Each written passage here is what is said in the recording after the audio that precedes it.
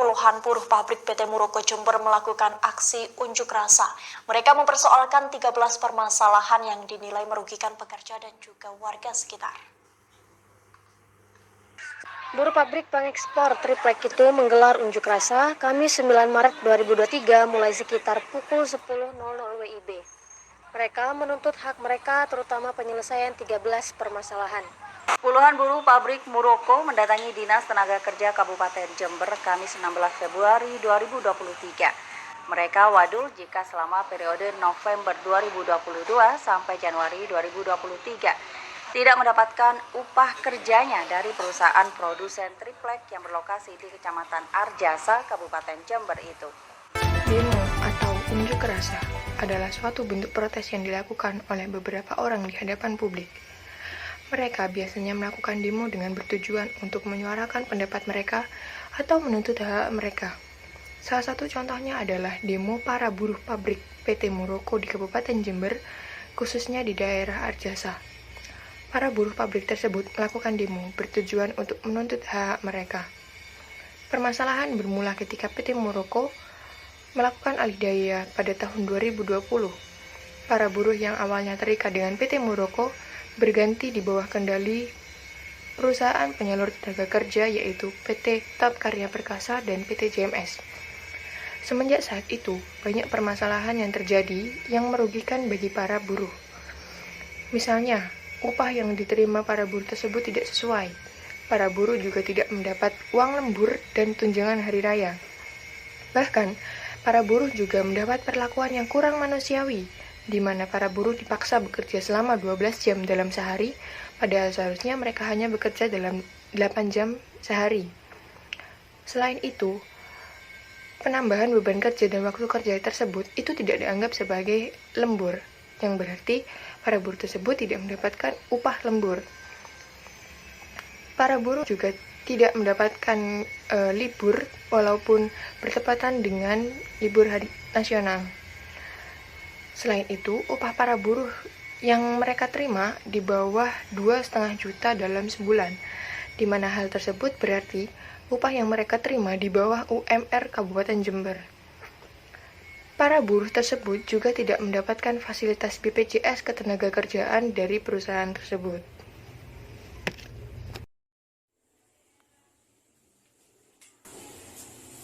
Menurut Firianita, aksi unjuk rasa buruh bukanlah hal yang baru dalam sejarah gerakan perburuan di Indonesia. Hingga kini, aksi protes buruh masih mempersoalkan tentang hal yang sama, yaitu tingkat upah buruh yang masih rendah dan beban kerja yang tinggi. Aksi unjuk rasa buruh juga mempersoalkan syarat-syarat kesadarannya kurang memadai seperti lingkungan kerja dan juga penilaian kerja.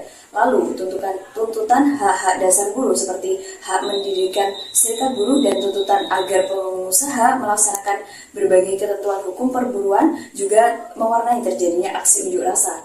Apapun bentuk dan keragaman tuntutan para buruh untuk unjuk rasa itu diyakini oleh buruh sebagai pilihan yang strategis yang bersifat kolektif dan efektif sebagai sarana untuk memperkuat posisi tawar-menawar buruh terhadap perusahaan dan pemerintah. Meski berhenti bekerja dan unjuk rasa bukan satu-satunya sarana, akan tetapi ini merupakan senjata yang ampuh bagi buruh dan juga ditakuti jika ia bersifat massal, kolektif, dan juga terorganisasi.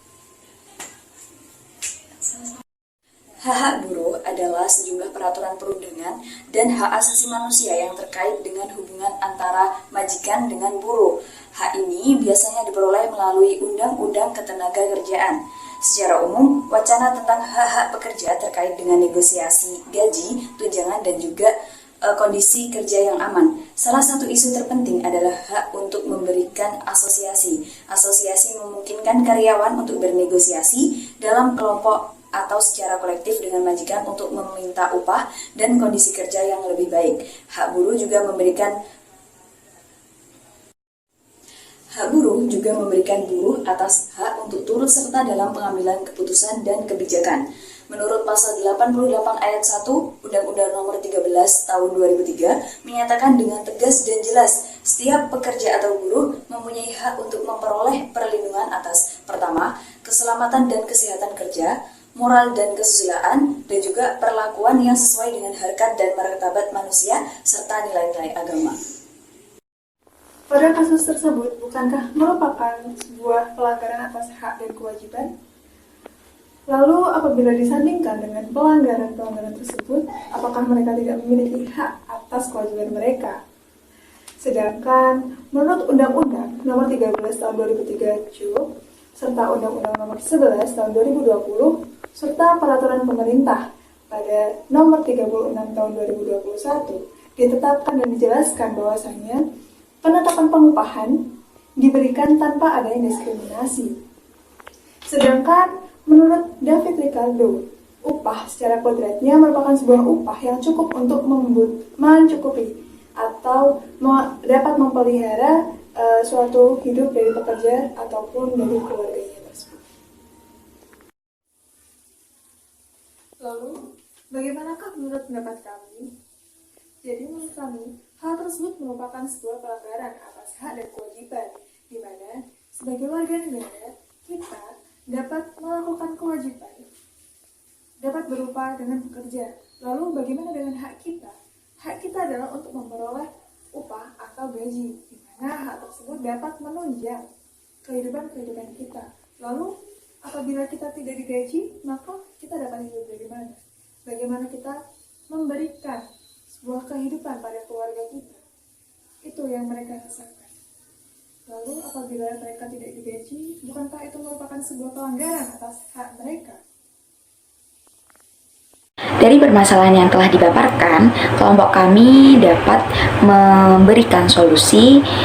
Yang pertama yaitu dilakukannya mediasi antara kedua belah pihak, karena dengan mediasi kemungkinan dapat memberikan jalan tengah atau solusi yang akan diambil.